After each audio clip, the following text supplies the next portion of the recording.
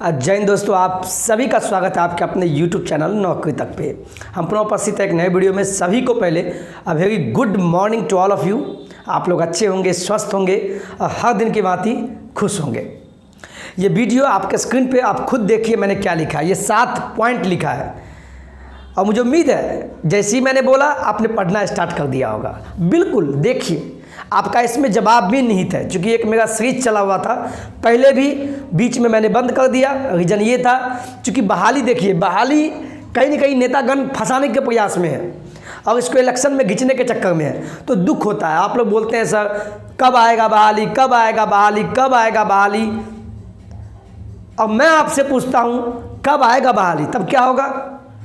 किसी के बातों में नहीं जाना है। अगर बहाली होता तो मैं बताऊँगा ना, मैं तो झूठ नहीं बोलूँगा। इतना आंदोलन करने के बाद भी बहाली को बताइए अभी तक नहीं दिया, तभी तो आंदोलन करने का नौबत आता है। लेकिन हम आप लोगों को आप कुछ नहीं कहेंगे। आप फिर इस पर बोलिएगा सर आप क्यों नहीं बोलिएगा?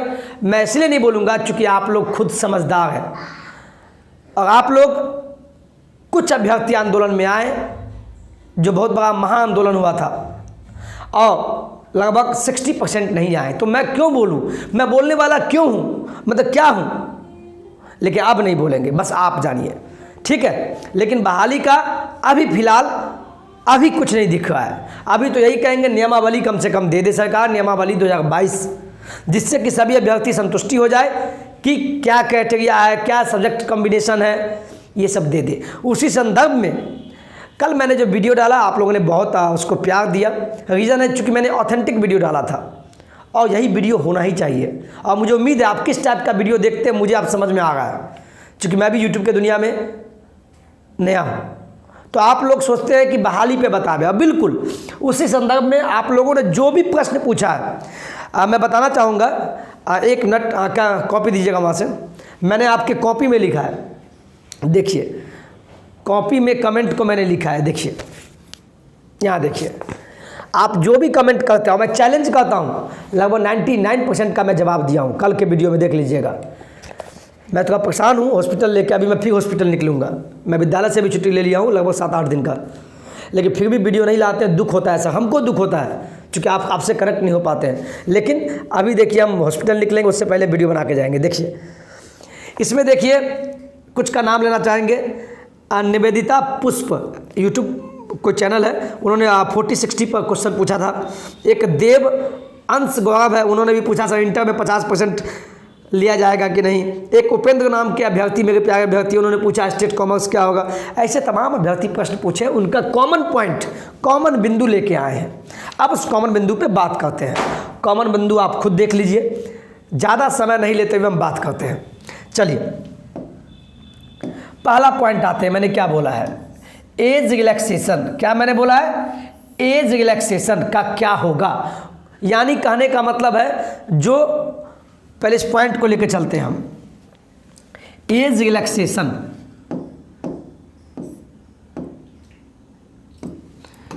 एज, इस मुद्दा पर कुछ हम बात कर लेते हैं। कुछ अभ्यर्थी पूछे सर उम्र सीमा, उम्र सीमा पे बात करेंगे।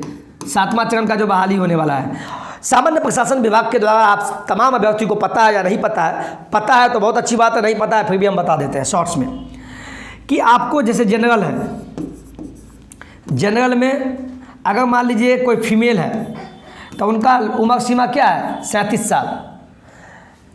कोई जनरल में मेल है, मेल है मतलब मेल यानी पुरुष, उसको 37 साल हो गया आपका, ये 37 साल हो गया महिला, नहीं सॉरी, देखिए क्या बोलना चाह रहे हैं।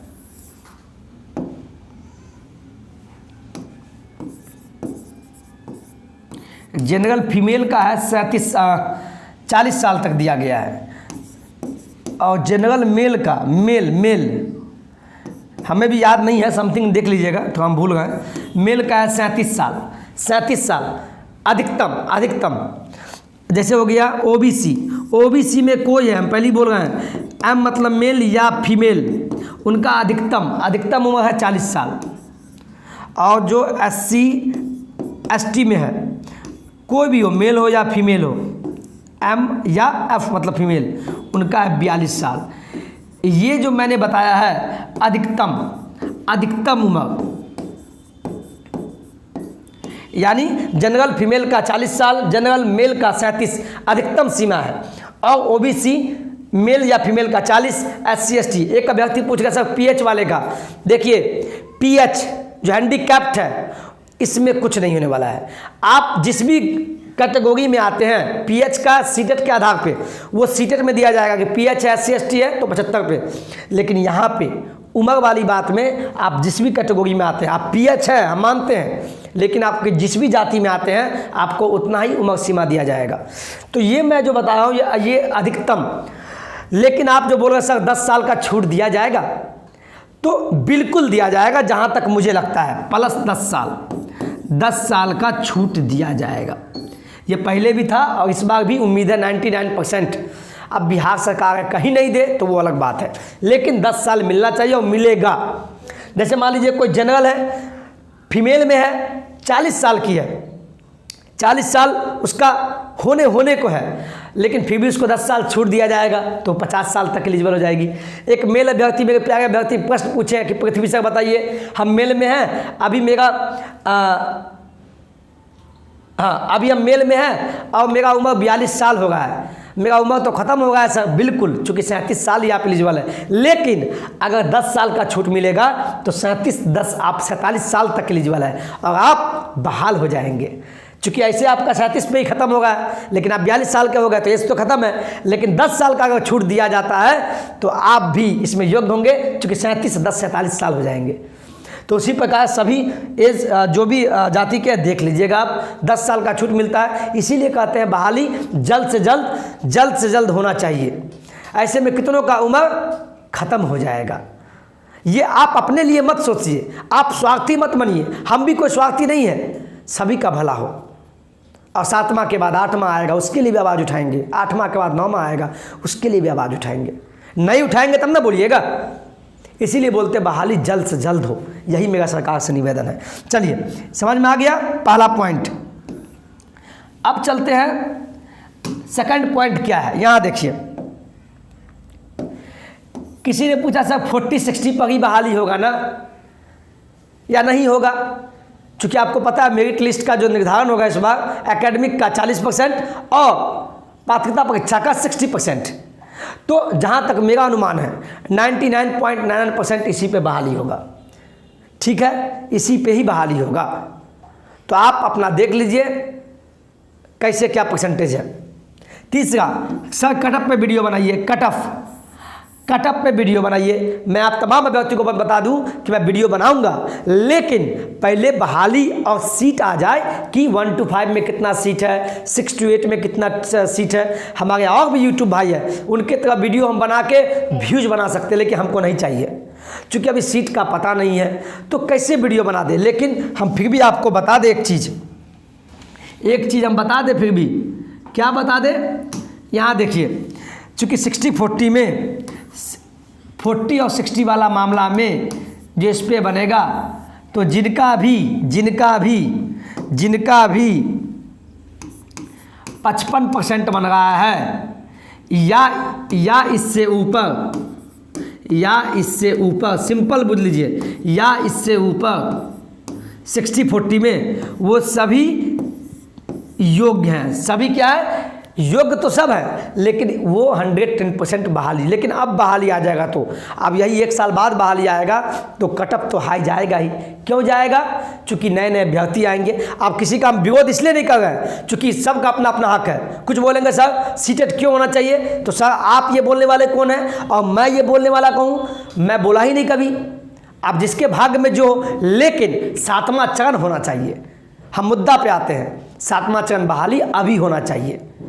सीटेट हो नहीं हो इस पे हम नहीं बोल सकते हैं। आप जिसके अधिकार में जो हो, जिसके भाग्य में जो हो, तो सीटेट 7वां चरण बहाली जल्द से जल्द हो। और अभी अगर 55% बन रहा है या इससे ऊपर तो आप एलिजिबल नहीं, बल्कि आपको हो जाएगा। लेकिन 1-2 साल बाद होगा बहाली, तब कटअप हाई चला जाएगा। समझ में आ गया? चलिए अब चलते हैं तीसरा पॉइंट पे, वीडियो लंबा हो जाएगा नहीं तो। ये इंटरमीडिएट में 50% ही चाहिए ना, जैसे 1 to 5, पहले क्वेश्चन पढ़िए, इंटरमीडिएट में 50% ही चाहिए क्या सर? यानी कुछ अभ्यर्थी का प्रश्न था, इस प्रश्न को समझिए क्या हम बोलना चाह रहे हैं, हम समझा भी देते हैं, आप लोग को दिक्कत नहीं हो। जैसे कुछ अभ्यर्थी पूछे हैं कि इंटर में 50% ही चाहिए क्या? चाहिए, ऐसा प्रश्न पूछे हैं, तो उनको बता दें जो भी 1 to 5 में शिक्षक बनेंगे 1 to 5 के लिए, इसमें आपका मिनिमम 50% चाहिए, बिल्कुल चाहिए, मिनिमम 50% चाहिए। लेकिन किसके लिए? ये है जनरल के लिए, जनरल को 50% मिनिमम चाहिए 1 to 5 के शिक्षक बनने के लिए इंटरमीडिएट में। लेकिन वही कोई ओबीसी से है, कोई ओबीसी है, SC ST है या ST है, उनको मिनिमम 45% चाहिए। ये मैंने क्या लिखा, ध्यान से पढ़िए, 1 to 5 की बात होगा। अगर ओबीसी SC ST है तो मिनिमम 45% इंटर में चाहिए। आप बोलिएगा सर नियमावली जो वायरल होगा था उसमें तो नहीं है, वहाँ तो 50% है। तो मैं उनको फिर से बता दूँ, इसके लिए अलग से लेटर निकलता है, अलग से छठे चरण में भी निकाला गया था। तो ये 1 to 5 के लिए है। अब फिर बात आएगा 6 to 8 के लिए। तो 6 to 8 में चूँकि बहाली जब होंगे तो ग्रेजुएशन के आधार पे होंगे, तो वहाँ पे इंटर की बात नहीं होती है। तो वहाँ पे 6 to 8 में ग्रेजुएशन में मिनिमम 50% चाहिए, 50%, वो भी जनरल वालों के लिए। और फिर अगर ओबीसी SC ST में है 6 to 8 के लिए जाएंगे तो फिर ग्रेजुएशन में उनको मिनिमम 45% चाहिए। बात समझ में आया? बिल्कुल समझ में आ गया होगा। जब भी इंटर में 50% की बात होगा तो वो जनरल वालों के लिए, और वो भी 1 to 5 की बहाली के लिए बात हो गई है, न कि 6 to 8 का। और ओबीसी का वही होगा 45% मिनिमम। 45 मिनिमम है तो आप योग्य है 1 to 5 के लिए, ओबीसी SC ST, और जनरल के लिए मिनिमम 50% चाहिए। ठीक है, चलिए आप चलते हैं अगला पॉइंट पे। ये दिसंबर में जो सीटेट, अभी जो दिसंबर में सीटेट होने वाला है, संभावित है, और जिसका अभी तक आवेदन नहीं लिया जा रहा, बताइए कितना दुख होता है। तो दिसंबर में जो सीटेट होगा, क्या वह 7th फेज में, क्या वह 7th फेज जो होने वाला है बिहार शिक्षक बहाली, क्या उसमें अप्लाई कर पाएंगे? तो इसका साधारण सी बात है, आपका अगर भाग्य अच्छा होगा तो बहाली कहीं लेट हो जाए, अब बहाली लेट होगा तो आप दिसंबर वाला एग्ज़ाम दे दीजिए और आप एलिजिबल हो जाएंगे। ये हम समझा रहे हैं, इस पर भी कोई उल्टा कमेंट कर देंगे। हम एक शिक्षक है तो हम बताएंगे ही। इस प्रश्न का जवाब यही है, आपका भाग्य निर्धारण करेगा। देखिए अभी 3 साल से हमारे प्यारे अभ्यर्थी लोग बेरोजगार हैं। क्यों? चूँकि बहाली नहीं आ रहा है, और कितना बीच में सीटेट घुस गया।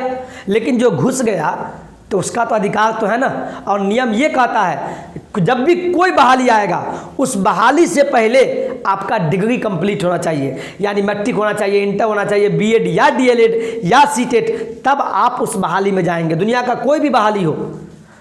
अब मान लीजिए बहाली आपका आ गया और सीटेट नहीं हुआ, मान लीजिए दिसंबर सीटेट नहीं लिया, मान लीजिए अब वो चला गया जून में, तब तो आप बहाली से चूक जाएंगे। लेकिन मान लीजिए बहाली से पहले दिसंबर वाला एग्ज़ाम हो जाए, अब बहाली जून जुलाई में आवे और दिसंबर में सीटेट हो जाए, तो क्या दिसंबर वाले एलिजिबल नहीं होंगे? बिल्कुल होंगे, 110% होंगे। तो ये आपका भाग्य बताएगा आपका भाग्य क्या है, इस पर कोई टीका टिप्पणी नहीं। समझ गए? और छठा पॉइंट है कि सर जो बीटेक किए हुए हैं, इंजीनियरिंग किए हैं, या उसी का नाम है बीई, या कोई BCA किए हुए हैं, तो क्या सर वो 6 to 8 में एलिजिबल होंगे क्या? चूँकि नया नियमावली जो आया नहीं है, बल्कि जो मार्केट में घूम रहा था 1-2 महीना से पहले से, तो उसमें तो बीटेक और BE और BCA वाले का तो बात ही नहीं है। बिल्कुल सही बात है। मैं उनको बता दूं, आपको घबराने की कोई ज़रूरत नहीं है, इसका अलग से लेटर निकाला जाएगा। अगर नियमावली आ भी जाता है, अगर छूट भी जाता है तो अलग से लेटर निकलता है। चूँकि आप ही नहीं बल्कि बहुत सारे अभ्यर्थी हैं जो बीटेक किए हुए हैं, BE किए हुए हैं, BCA किए हुए हैं, तो क्या वो 6 to 8 में एलिजिबल नहीं है? 110% एलिजिबल है। और आप लोग घबराइए नहीं, बिल्कुल आप एलिजिबल हैं। समझ गए? चलिए और 7वां पॉइंट कि सर STET कॉमर्स का क्या होगा। तो मैं बता दूं, STET कॉमर्स वाले जिनका एग्ज़ाम प्रस्तावित है, जो हाईकोर्ट से केस जीत गए हैं, चूँकि 2019 में STET वाले को मौका नहीं दिया गया था पात्रता परीक्षा में, STET जो हुआ था आप लोग का ही क्या बोला गया, 7वां चरण से पहले STET होगा, चूँकि हाई कोर्ट का आदेश है और 110% होगा। आप लोग घबराइए नहीं, 110% होगा, ठीक है। यही आज का वीडियो था, कमेंट पे आधारित आपका प्रश्न और मेरा जवाब। चूँकि कमेंट करते और मैं जवाब नहीं दूँ, अब कितना को कमेंट में हम टाइप करेंगे यूट्यूब के कमेंट में, लेकिन हम जवाब देने का प्रयास किए हैं। कल के वीडियो में देखिए, कोई फांकीबाजी नहीं करते हैं। आप लोग बोलते हैं सब कुछ भी बोलते हैं, सभी को तो हम खुश नहीं कर पाएंगे, और जो उल्टा कमेंट करते हैं उनका हम जवाब भी नहीं दे पाएंगे। खुश रहिए, हमेशा मुस्कुराते रहिए, लेकिन अपने माता पिता के बारे में सोचिए। और बहाली की बात हुई, 7वां चरण बहाली नियमावली, तो ये किसी के हाथ में नहीं है। आंदोलन आपके हाथ में है तो आंदोलन में जाते नहीं है, तो हमको उल्टा बोल के भी एक दो कुछ हो नहीं जाएगा, ठीक है। और बहाली ये शिक्षा विभाग ही दे सकती है, और हमारे बिहार सरकार माननीय नीतीश बाबू के ही हाथ में है, और शिक्षा मंत्री कोई सब कठपुतली है। तो हम भगवान से प्रार्थना करेंगे सद्बुद्धि दे उन तमाम मंत्रियों को, हमारे मुख्यमंत्री साहब को, कि बहाली जल्द से जल्द दे, नियमावली आवे, बस यही हम प्रार्थना करेंगे। और आप तमाम अभ्यर्थी से बोलेंगे कि आप अपना पढ़िए, अगर सीटेट देना चाहते हैं तो उसके लिए पढ़िए, समय बर्बाद मत कीजिए। हम आपके लिए वीडियो बनाते हैं तो स्टडी करके बनाते हैं, क्यों? क्योंकि आप हमें फांकीबाज नहीं कहें, नहीं तो कहने के लिए तो कुछ भी कह देते हैं कोई, ठीक है। अगर वीडियो अच्छा लगे तो कमेंट में अवश्य लिखिएगा सर कि वीडियो बहुत अच्छा लगा, और एक बार लाइक अवश्य कीजिएगा, और इस वीडियो को अपने ग्रुप में तमाम दोस्तों के बीच इसको शेयर कीजिए। इसको शेयर करना है। लाइन भी कट चुका है, लेकिन लाइन कट चुका है तो इसका व्यवस्था मैंने कर लिया है। 1 मिनट, चूँकि लाइटिंग सही होना चाहिए, चूँकि वीडियो क्वालिटी में कमी नहीं होना चाहिए।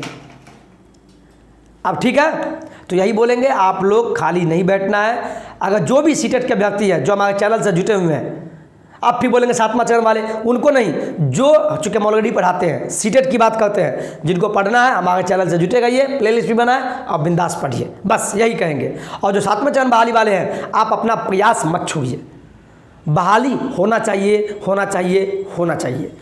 इससे ज़्यादा मैं क्या बोलूँ, ठीक है। चलिए, आप लोग खुश रहिए, मुस्कुराते रहिए। अच्छा लगे वीडियो अंत तक अगर देखें तो वीडियो को लाइक कर दीजिए, शेयर कीजिए, और सब्सक्राइब नहीं किए तो सब्सक्राइब करके बेल आइकन को दबा दीजिएगा। जय हिंद, जय भारत।